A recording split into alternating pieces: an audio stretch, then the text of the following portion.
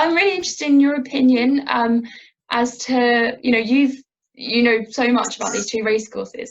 If you had to pick, who would be the main person that stands out for you in either Hurst Park or Sandown's history, and why? I think the main person probably at Sandown is, of course, Hoofer Williams, because he was the one who came up with the concept of enclosed race courses, which became the blueprint for all of the modern courses we know today. As there are still a few of the old ones that still exist, but all the modern enclosed ones are very much down to the trend that Hoofer Williams started with his initiative. At Sandown Park, at Hurst Park, I picked out John Crocker-Bolteal, who was the manager and clerk of the course there just before the war, and he had some quite good ideas in terms of raising the standard of racing and the quality of racing. And he introduced the triumph hurdle, which became one of the main races for 4-year-olds over hurdles, and that race transferred after Hurst Park closed to Cheltenham, where it's run on the same day as the Cheltenham Gold Cup today. So he had lots of initiatives. Sadly, of course, for John Crocker-Bolteal, he came along in the late 1930s, and then the war intervened, and by that time his talents had been spotted by Ascot, and he moved on to Ascot Racecourse as their clerk of the course. But I think he was an innovator and did a lot to raise the standard. I mean, Hurst Park mustn't be talked down as not being a very good metropolitan racecourse. Thank you for that. Similar to the question that I asked you before, if you had to pick which event in Hurst Park's or Sandown's history is the most defining moment for each racecourse, would you say? Well, there are two things about Sandown. One is that they have these two meetings in the spring, one called the Grand Military Meeting and the other called the Royal Artillery Meeting, which are the principal meetings for soldier amateur riding. Although the military these days is no longer horsed, therefore less soldiers are taught to ride than they were years ago. It still keeps the tradition going and was a great favourite of the Queen Mothers. The other thing at Sandown Park is the Eclipse Stakes. The Eclipse Stakes was introduced in the 1880s and is named after Eclipse, one of the leading stallions in the early part of horse racing development, and is still run today on the first Saturday of July, and it's certainly one of the principal Group 1 races. You want me to say something about Hurst Park, I suppose? I was going to say, we've talked about the Triumph Hurdle. They used to also have a Grand National Trial, and the Victoria Cup, which was one of their big flat races, has moved to Ascot. It's still again run at Ascot today. Well, it would have been run in May this year, apart from the present problems. Yeah. Great, thank you. Interesting how you mentioned Eclipse. Was he? I know that he was a really famous racehorse. Did he frequent Hurst Park or Sandown in the time that he was racing? No, he didn't. Eclipse was foaled in 1764, and he died in 1789. During the time he won all 18 of his races. He was unbeaten. And he went on to be a very notable stallion, siring 862 winning horses, including 3 Derby winners. And of course, many of his progeny from those 862 became either brood mares or stallions in their own right. And so there are a huge number of horses that can be traced back to having Eclipse in their pedigree somewhere. So I think it was probably because of his reputation that Hoofer Williams chose to name a race after Eclipse. And again, it was a name that meant something for the status of Sandown Park. The value of the Eclipse Stakes when it was first introduced was £10,000, which was more valuable than the Epsom Derby. Thank you so much for that. It's very interesting, and especially that, you know, probably so many of Eclipse's relatives have raced at Sandown or Hurst Park, even though you didn't. Yeah. I'm interested in also your personal memories of the two race courses. Could you, you know, give a bit of insight into what you remember of either Hurst Park or Sandown? Yeah. Well, I was born in Hampton Court and brought up in Molesey, so Hurst Park was right on the doorstep, and I went racing there from quite a young age. And I remember watching the horses go across Greyburn Way and so forth. And as they did, I've said it, you know, the road was covered in peat. The peat was thrown up through those gates that are still there. And Sandown, I used to cycle over to Sandown with my father in the early days, and so I've been going racing. Well, I went racing at Hurst Park until it closed, and then obviously fairly young then, and then been going to Sandown ever since, along with a lot of other places. Yeah, and what was the atmosphere like there when you used to attend? I don't know if it's changed that much. I think the crowds were bigger for the reason I've said, that, you know, there was no betting shops in the 1950s, so getting to a course was the way to go to bet. I mean, you couldn't legally have a bet, as they either you had to have a credit account or go to the races. People did bet illegally, but it was obviously something that was a problem for most people, and so. I think the atmosphere, I think there were one or two of the characters have disappeared, which is probably something to do with people coming by car more these days to the races than they used to.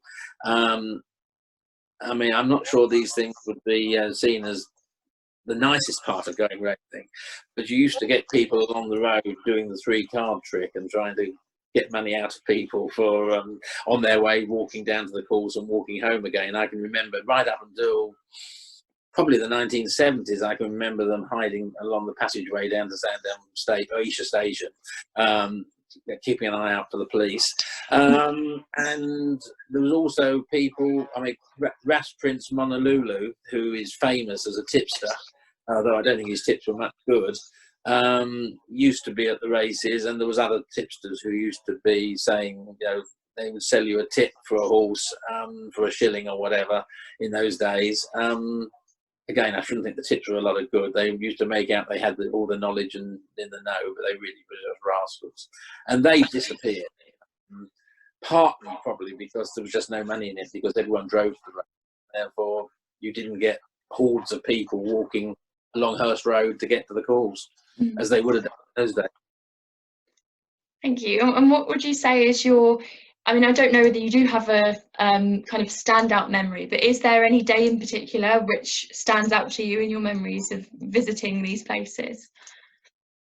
I've always adored the Grand Military Meeting at Sandown, and it was equally adored, although not in quite the same way, I suspect, by the Queen Mother, who was a regular attendee at Sandown right up until the year she died, or the year before she died. And the Grand Military always had a lovely feel to it in terms of being amateur riders. Hurst Park, I think the thing that I remember was going into the centre of the course there with my father and having to cross over the course and seeing the fences close to hand and all of that, and the smell of the horses and so forth. But, you know, as I say, I've gotten so used to it now, it becomes a bit of a memory. Yeah. Great, thank you very much. No problem. Just got a couple of final questions. This is a bit random, but reading about lots of famous visitors at Hurst Park, and especially the Queen Mother, I also read that something about Winston Churchill being involved in the racecourse. Is that something that you can elaborate on? Because I couldn't find anything about it. Winston Churchill owned racehorses, and he had a very good horse called Colonist II, who raced at Sandown. So at Hurst Park, he may run at Sandown as well, but he definitely ran at Hurst Park. And Winston Churchill came to Hurst Park to see him run.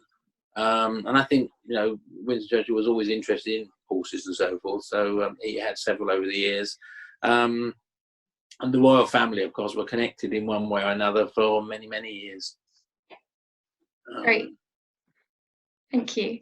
Hurst Park had a lot of royal attendance over the years. I've put some photos up in our exhibition of the Queen Mother and the Queen visiting in the 50s. Could you outline exactly why it shut down in 1962? Because it just seemed quite odd that it seemed very popular and then it suddenly shuts down. Yeah, I think Hurst Park was very popular, and up until the introduction of betting shops in the beginning of the 1960s, the only way you could have a bet on horse racing was to either have a credit account with a bookmaker, which involved you having sort of deposited quite a lot of money, or by actually going to the races. And attendances at Hurst Park were very comparable with Sandown and Kempton and so forth, because people did go, especially for the midweek meetings. There was always a concern that when the betting shops came on the high street, it would affect racecourse attendances, and that has proved to be the case, particularly midweek.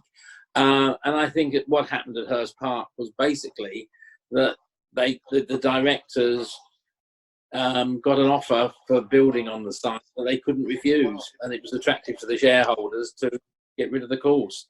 By contrast, Sandown Park also could have been vulnerable in the 1960s, not necessarily from housing development, but from the building of the A3 bypass, because there was two routes, one from Paynes Hill in Cobham going through, as it does now, across Esher Common to Tolworth, but there was a second route proposed which would have gone through the back of Hersham and along parallel with the railway line and come out at the Scilly Isles roundabout, which would have taken away quite a lot of land from Sandown Park and would have made it much more difficult to continue to stage racing there.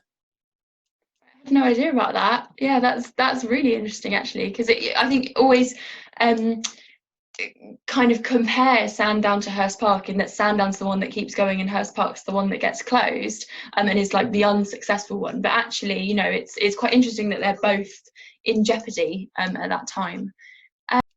Could you outline what physical remains, because obviously Hurst Park isn't there anymore, what kind of physical remains of Hurst Park can still be seen today if you're walking by or anyone's curious about might be seen? I think the place to start is down by Greyburn Way, because the gates which were put up to cross for the horses to cross the road are still in situ, and obviously the width of those gates, the only thing that's really been changed on those gates is that the road level has been raised, because the gates now wouldn't shut because of the curbing and so forth has been done.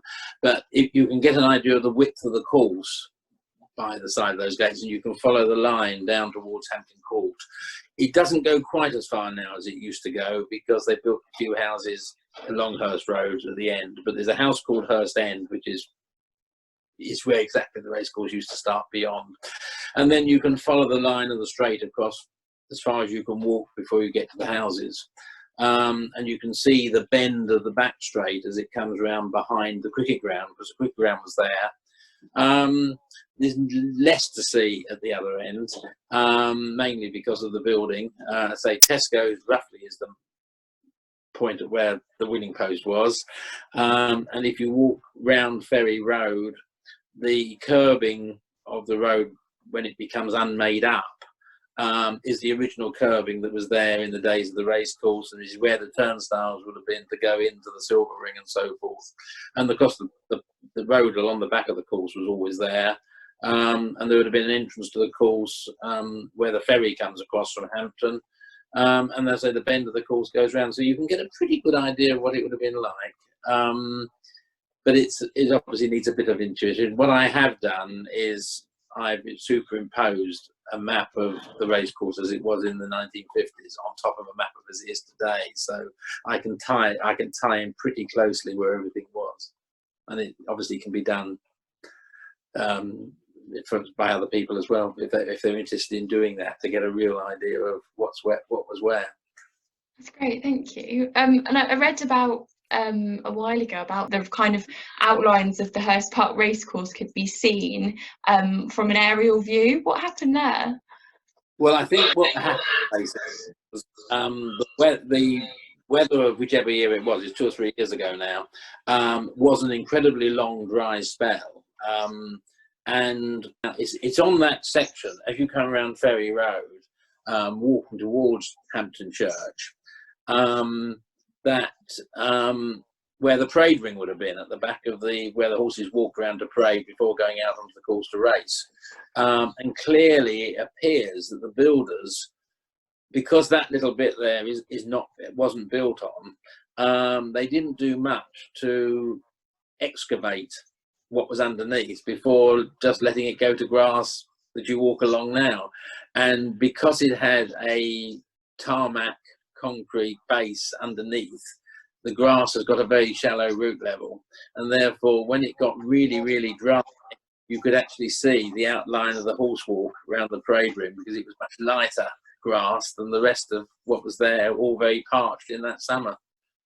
That is amazing to think that, yeah. and that's still there. So photos of that now, I took them there, and the Racing Post published one of them, actually put it under the headline "Hurst Parched" as opposed to Hurst. Yeah, it's great. It's great to see that, even though it's not still standing there, like in times like that, you can still see, the physical remains of it.